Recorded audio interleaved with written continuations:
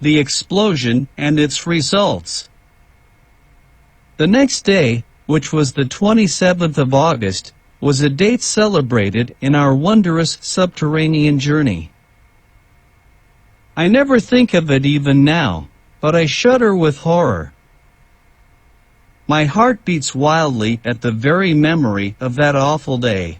From this time forward, our reason, our judgment, our human ingenuity have nothing to do with the course of events. We are about to become the plaything of the great phenomena of the earth. At 6 o'clock we were all up and ready. The dreaded moment was arriving when we were about to seek an opening into the interior of the earth by means of gunpowder. What would be the consequences of breaking through the crust of the earth? I begged that it might be my duty to set fire to the mine. I looked upon it as an honor. This task once performed, I could rejoin my friends upon the raft, which had not been unloaded. As soon as we were all ready, we were to sail away to some distance to avoid the consequences of the explosion, the effects of which would certainly not be concentrated in the interior of the earth. The slow match we calculated to burn for about 10 minutes, more or less, before it reached the chamber in which the great body of powder was confined. I should therefore have plenty of time to reach the raft and put off to a safe distance. I prepared to execute my self-allotted task, not, it must be confessed, without considerable emotion. After a hearty repast, my uncle and the hunter guide embarked on board the raft, while I remained alone upon the desolate shore. I was provided with a lantern which was to enable me to set fire to the wick of the infernal machine. "Go, my boy," said my uncle, "and heaven be with you. But come back as soon as you can. I shall be all impatience." "Be easy on that matter," I replied. "There is no fear of my delaying on the road." Having said this, I advanced toward the opening of the somber gallery. My heart beat wildly. I opened my lantern and seized the extremity of the wick. The professor, who was looking on, held his chronometer in his hand. "Are you ready?" cried he.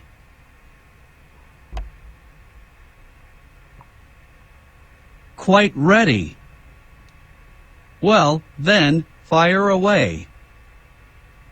I hastened to put the light to the wick, which crackled and sparkled, hissing and spitting like a serpent. Then, running as fast as I could, I returned to the shore. "Get on board, my lad, and you, Hans, shove off," cried my uncle. By a vigorous application of his pole, Hans sent us flying over the water. The raft was quite 20 fathoms distant. It was a moment of palpitating interest, of deep anxiety. My uncle, the professor, never took his eyes off the chronometer. "Only 5 minutes more," he said in a low tone. "Only 4, only 3. My pulse went 100 to the minute. I could hear my heart beating. "Only 2, 1. Now, then, mountains of granite crumbled beneath the power of man. What happened after that? As to the terrific roar of the explosion, I do not think I heard it.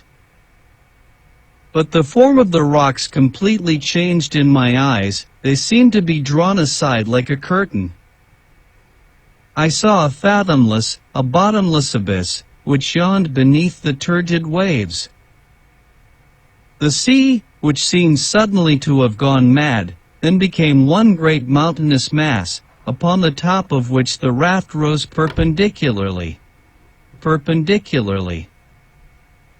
We were all thrown down. In less than a second the light gave place to the most profound obscurity. Then I felt all solid support give way not to my feet, but to the raft itself. I thought I was going bodily down a tremendous well. I tried to speak, to question my uncle. Nothing could be heard but the roaring of the mighty waves. We clung together in utter silence. Despite the awful darkness, despite the noise, the surprise, the emotion, I thoroughly understood what had happened. Beyond the rock which had been blown up, there existed a mighty abyss. The explosion had caused a kind of earthquake in this soil, broken by fissures and rents.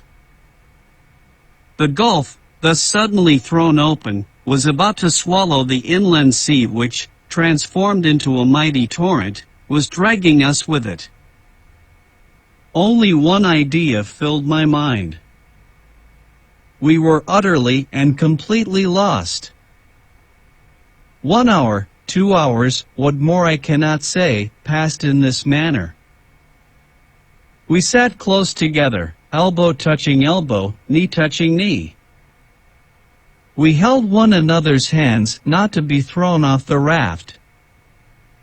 We were subjected to the most violent shocks whenever our sole dependence, a frail wooden raft, struck against the rocky sides of the channel.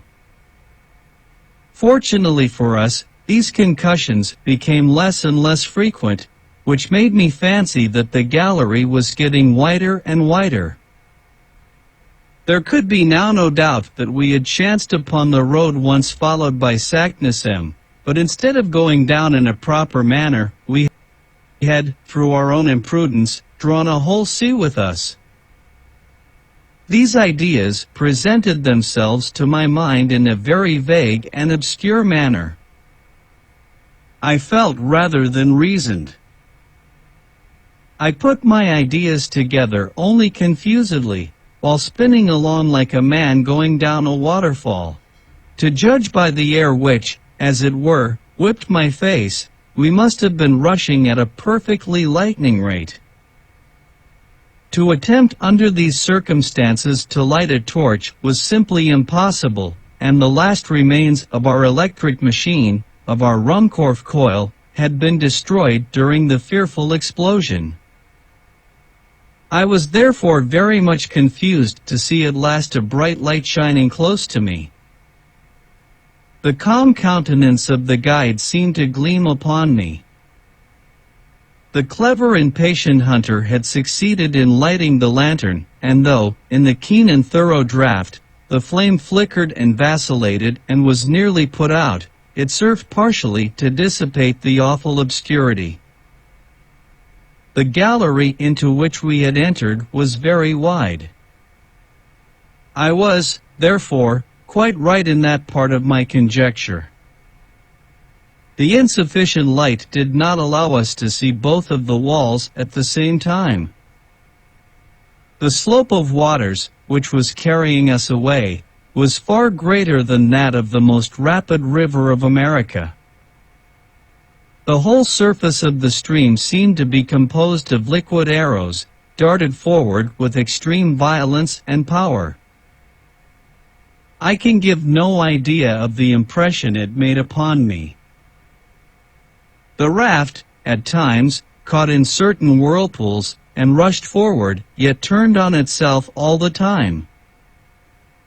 How it did not upset I shall never be able to understand. When it approached the sides of the gallery, I took care to throw upon them the light of the lantern, and I was able to judge of the rapidity of motion by looking at the projecting masses of rock, which as soon as seen were again invisible.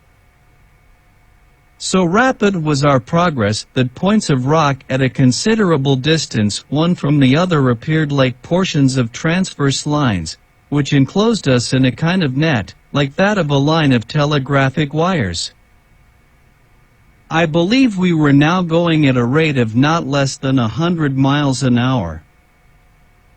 My uncle and I looked at one another with wild and haggard eyes. We clung convulsively to the stump of the mast, which, at the moment when the catastrophe took place, had snapped short off. We turned our backs as much as possible to the wind, in order not to be stifled by a rapidity of motion which nothing human could face and live. And still the long monotonous hours went on. The situation did not change in the least, though a discovery I suddenly made seemed to complicate it very much. When we had slightly recovered our equilibrium, I proceeded to examine our cargo.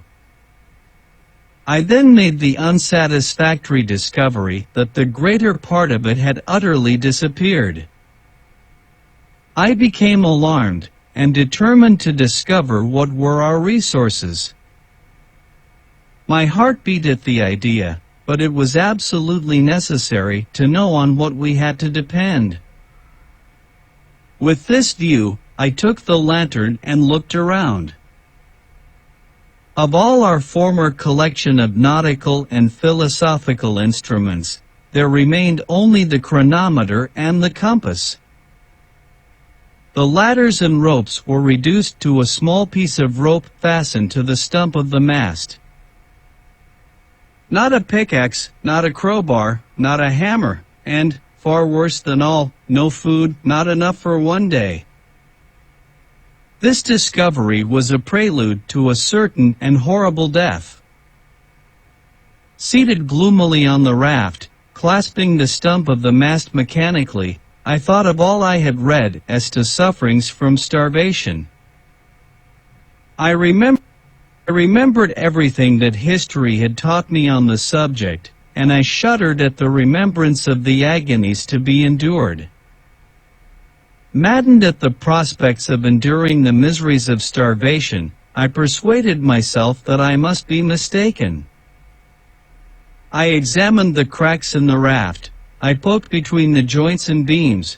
I examined every possible hole and corner. The result was simply nothing. Our stock of provisions consisted of nothing but a piece of dry meat and some soaked and half-moldy biscuits. I gazed around me scared and frightened. I could not understand the awful truth. And yet of what consequence was it in regard to any new danger? Supposing that we had had provisions for months, and even for years, how could we ever get out of the awful abyss into which we were being hurled by the irresistible torrent we had let loose? Why should we trouble ourselves about the sufferings and tortures to be endured from hunger when death stared us in the face under so many other swifter and perhaps even more horrid forms? It was very doubtful, under the circumstances in which we were placed, if we should have time to die of inanition. But the human frame is singularly constituted. I know not how it was, but, from some singular hallucination of the mind, I forgot the real, serious, and immediate danger to which we were exposed, to think of the menaces of the future, which appeared before us in all their naked terror. Besides, after all, suggested hope, perhaps we might finally escape the fury of the raging torrent, and once more revisit the glimpses of the moon on the surface of our beautiful Mother Earth. How was it to be done? I had not the remotest idea. Where were we to come out? No matter, so that we did.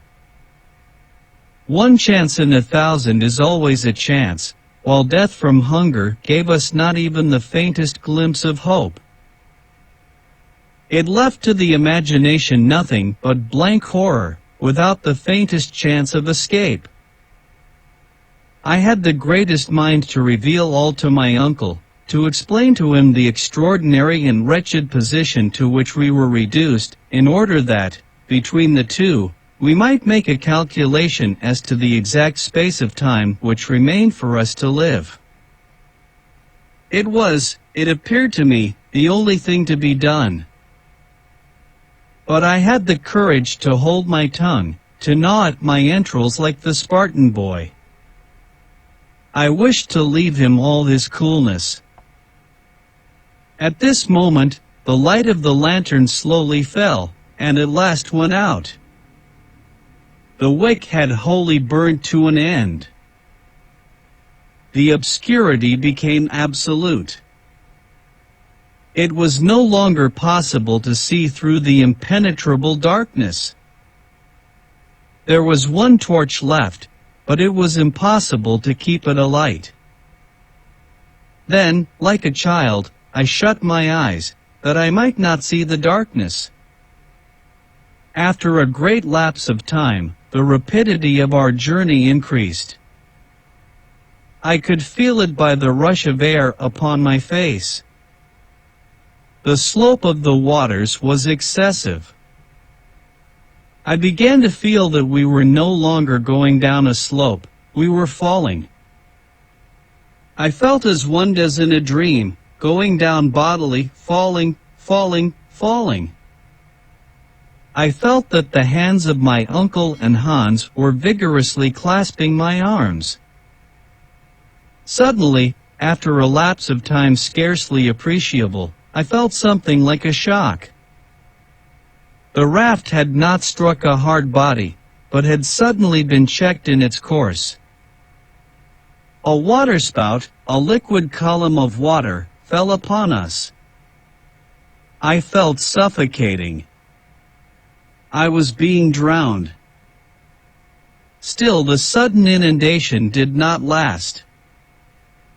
In a few seconds, I felt myself once more able to breathe.